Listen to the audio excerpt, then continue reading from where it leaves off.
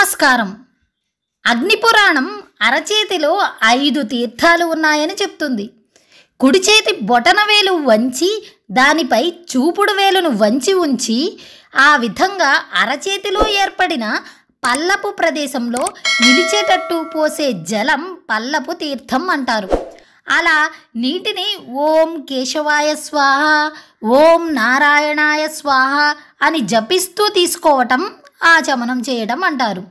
ఈ విధంగా ఉంచిన సందర్భంలో అరచేతిలోని 5 స్థానాలను పంచతీర్థాలని అగ్నిపురాణం తెలియజేస్తుంది. చూపుడు వేలి క్రింది ప్రదేశం బ్రహ్మస్థానం, అదే బ్రహ్మతీర్థం. చిటికన వ్రేలు మూలస్థానం ఋషితీర్థం, అదే ప్రజాపతి స్థానమని ప్రజాపతి తీర్థమని.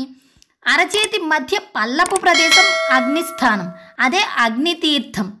చూపుడు వ్రేలి నుండి చిటికెన వేలి వరకు 4 వ్రేళ్ల కొనల భాగం దేవస్థానాలు, అవే దేవతీర్థాలు. ఆచమనం చేసేటప్పుడు మణికట్టు వైపు బొటనవ్రేలి కింద ఉండే ప్రదేశం నుంచి నీటిని గ్రహిస్తాం కనుక అది బ్రహ్మతీర్థం అవుతుంది. సంధ్య వార్చేటప్పుడు వ్రేళ్ల చివరల నుండి తర్పణం జలాన్ని విడుస్తాం కనుక అది దేవతీర్థం అవుతుంది.